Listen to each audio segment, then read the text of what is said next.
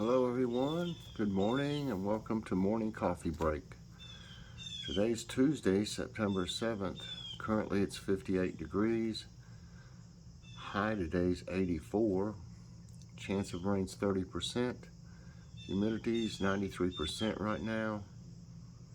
Winds are at 0 and air quality 79, that's moderate. So, sunny out. I've been hearing a lot of these birds out here making all kinds of noise. We gotta mow the yard today. I'm really dreading that.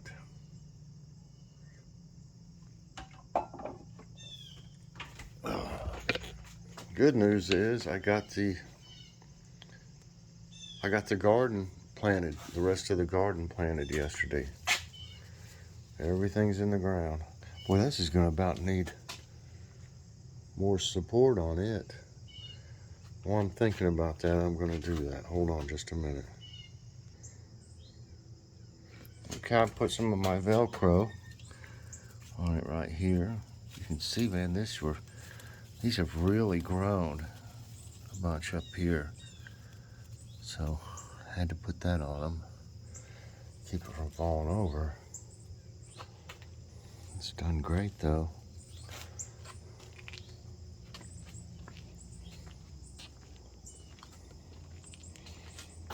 See if anyone needs.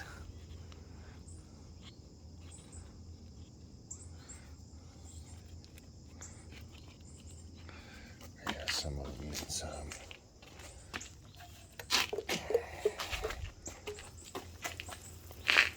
I don't think this zucchini's gonna make it. It got eaten when it first tried to grow. It's trying to grow back, but it's not gonna do anything. I just leave it in there since it got kind of a bad deal. It got eaten when it was real little.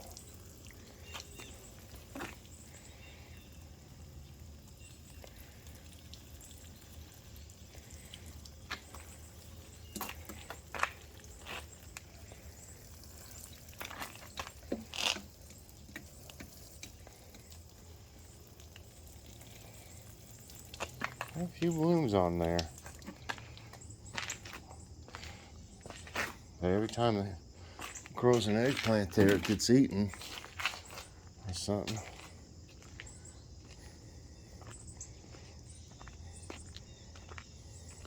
I watered pretty late.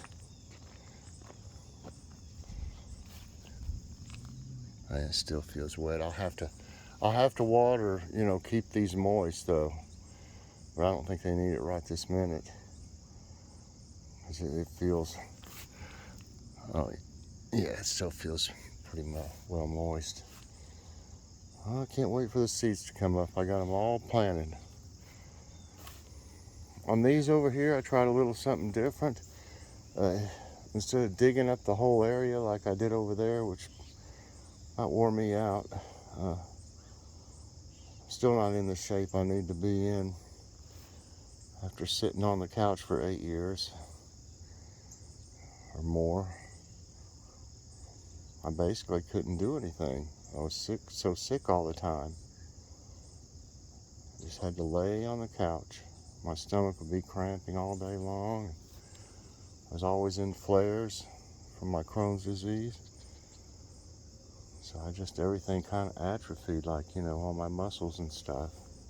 Anyway, I dug down deep and loosened it.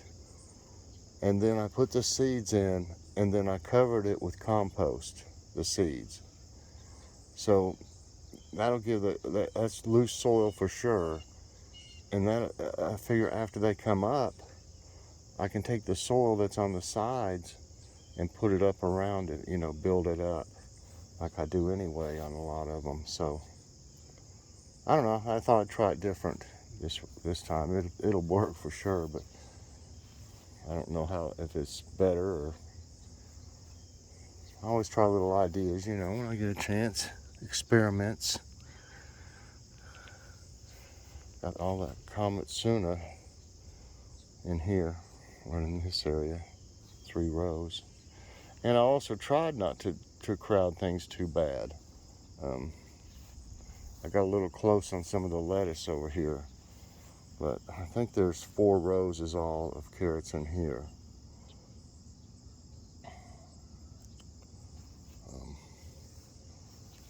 Wow, I picked some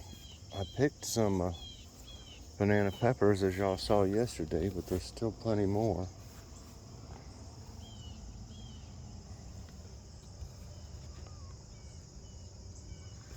Still plenty more.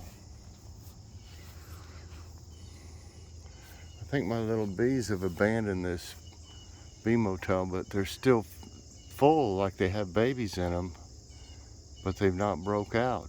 How long does it take the babies? They're still plugged up. The little places like they got babies in them.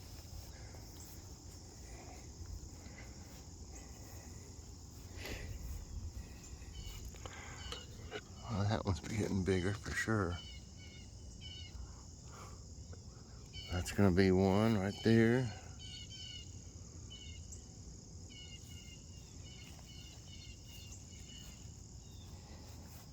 First time I've ever grown any okra.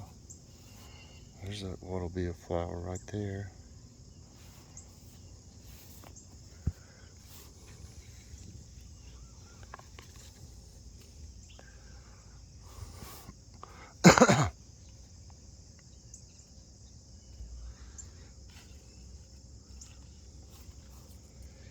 Getting plenty of peppers on these now.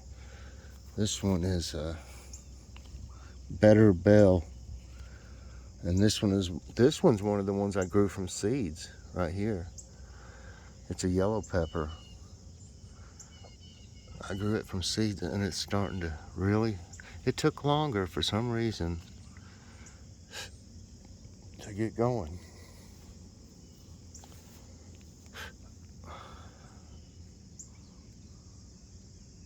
That one's starting to turn.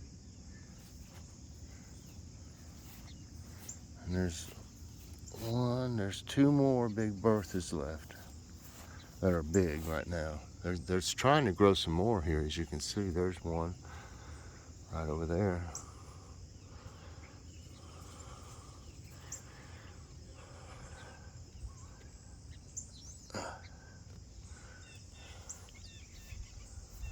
And birds are sitting up there hoping I'll put some seed out. So all this right here has lettuce in it, this whole side. And over here, it has radishes, I think 3 rows, 3 or 4 rows. Maybe 3, I'm not for sure, I can't remember. I didn't want to be too close together, but they probably will be. So that's the radishes. Pusa gulabi is what they're called. I'm trying to get some of this grass out of here. I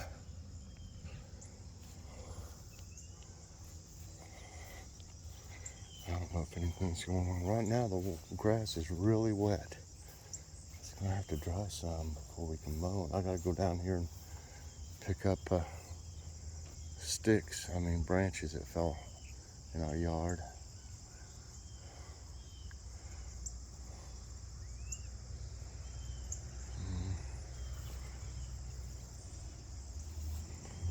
Come on, y'all, go ahead and grow your flowers. Wow, how big they're getting without having buds on them yet.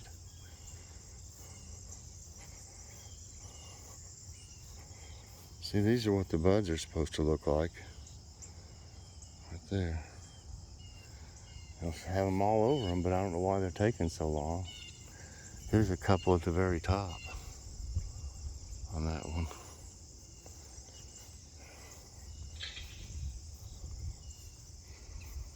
Well, yeah, there's some sticks I'm gonna have to pick up, but not as many as I thought. It's gonna kill our yard where that tree is. It's mostly in their yard though, and the trunk of it is on their property, on their side. No doubt about it. I'm not going to pay somebody to cut it up when it's not our tree.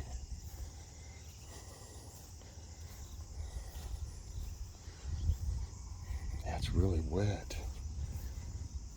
The grasses make it hard to mow unless you wait until it dries some. Joy wants to get out here super early, and I don't blame her, but it'll clog up, and then when it clogs up, that's bad for your engine on your mower. It'll start to bog down, and it makes it work harder. It's harder on the drive belt. It comes off sometimes because the blades are hitting that stuff, packed underneath it.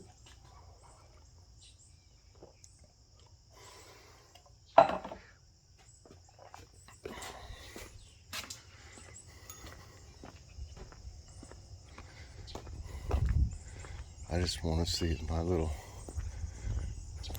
friends are out here. Bees. It's a little cold for them there, though, right now. They probably aren't.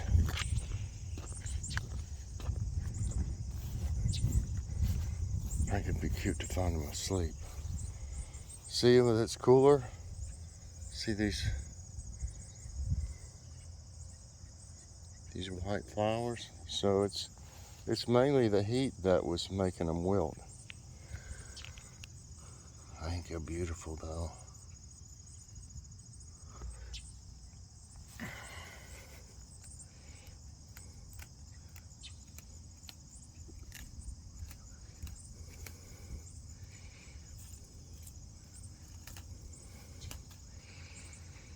One pretty little flower in there.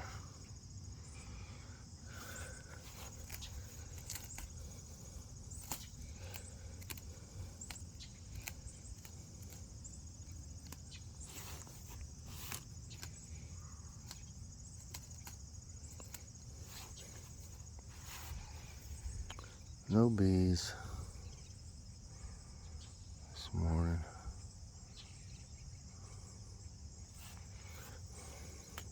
That's the only ones I've really seen, is those two.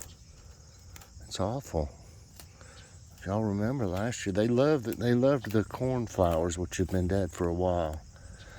And I used to come out, and do morning coffee break, and my goodness, they'd be all over everything.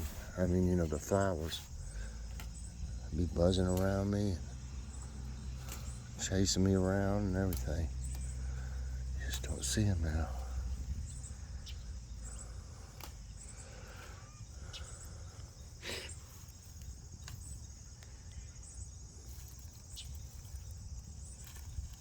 That's enough for now. I'll be mowing around that soon enough. It's a beautiful morning, though.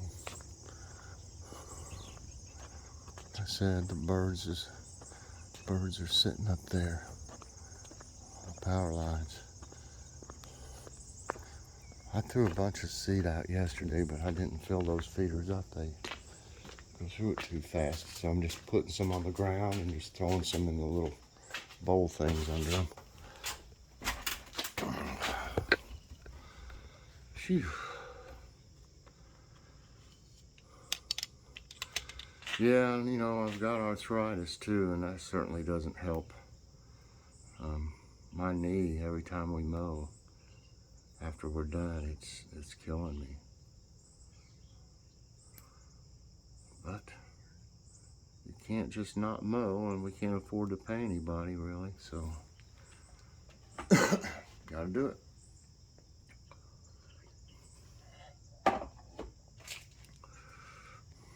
Okay, let's see here. Well, we cooked out cheeseburgers. If you haven't seen it yet, you couldn't have seen it yet because I haven't uploaded it yet. I did a little video, I don't know, it's only about 5 or 6 minutes, out here when I was cooking the cheeseburgers. I had the grill going, and we had them, and seasoned fries. And I'll tell you what, they that was some of the best cheeseburgers I've ever had. I always use some liquid smoke on them, but I couldn't find it. It's somewhere in the fridge, but it's probably fallen over or something and you can't see it. But, so I seen the Allegro marinade there. We've got one that's hickory, but it's not open. We got the original in there in the fridge. So I thought, well, you know, Allegro's really good, marinating all kinds of stuff. So I put a little bit on each side and some, I think we got it from Dollar Tree, if I'm not mistaken, some hamburger seasoning. I think it was from Dollar Tree. I'm not for sure, but it might have been Grocery Outlet. Anyway, I just put that on it. I usually put other stuff, but I put that on it and the Allegro, and oh my gosh, they were great. And tonight we're having the, if y'all saw the Aldi haul where we got the burnt ends, the pork burnt ends, barbecue. I don't know if there's barbecue on them or not. They're burnt ends of pork. You know, everybody likes the burnt ends. So we're gonna I'll probably put barbecue sauce in it or something, unless, if Joy wants hers plain, I can leave it like that for her, but I think I'll put barbecue sauce on mine. And we got some slaw we need to eat that's in there. I mean, I gotta make it, but we need to use the, you know, slaw mix and the carrots up. And also we got some potato salad we got at Aldi we need to finish. So that'll be an easy meal because I think you just microwave them. You can either microwave them or put them on the stovetop, I'm sure. But that's what we're supposed to have tonight. We'll see. So yeah, I'll have the video of grilling out for Labor Day today. And also, there's going to be tonight, a special edition of Logan's Awesome Snack Reviews. Jeff's Famous Beef Jerky sent us some jams and, well, one's a preserve and one's a jam, I think, and some honey. So we're going to be trying those this evening and letting y'all know how they are. So I want to thank Jeff's again for everything they've done. Really great company, really great people. So I guess it's time for today's tidbits, everyone. Get this a little closer to me.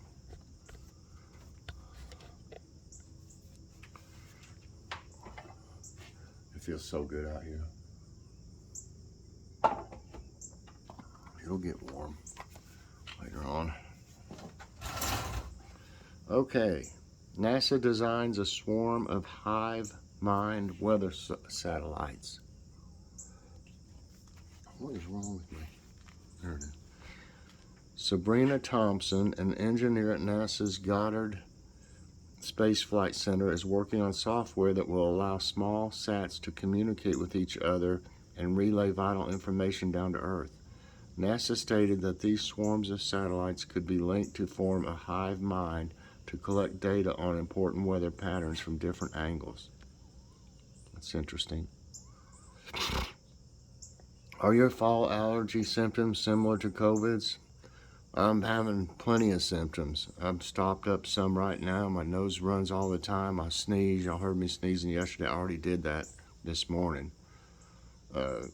Itchy eyes. But anyway, some of the symptoms, well, let me show you this person. Some of the symptoms of fall allergy caused by ragweed, mold, and grass can be similar to that of COVID-19. This includes itchy eyes, coughing, sneezing, and a scratchy throat, and I got all that. Take care if allergy medication that normally helps to get rid of your symptoms doesn't seem to be working. Consult your doctor to identify the cause of the allergy. Well, everything I ever take for mine, I don't care if it says drowsy or non-drowsy, I get drowsy. Everything I've ever tried makes me drowsy. I don't know what it is, if it reacts with my other meds I'm on or what. Antarctic volcanoes could make Earth uninhabitable. Antarctica is the biggest volcanic part of the world, as it has over 100 dormant volcanoes beneath its frozen layer. Researchers have warned that Antarctica could be at the center of the world's chaos if the volcanoes erupt. If one of these dormant volcanoes erupts, it could destabilize the area's frozen layers and make the Earth uninhabitable. Well, that's not good. The reason behind why glaciers appear blue. The snow at the bottom of sometimes I forget to show it to you. The snow at the bottom of glaciers is compacted into very dense ice called blue ice. Its color is blue due to the way it absorbs light. It occurs when the snow gets compressed beneath thick layers of new snow. The air bubbles squeeze out during compression and allow the blue light to travel fully through the ice. Interesting. Dungeness, Britain's only desert.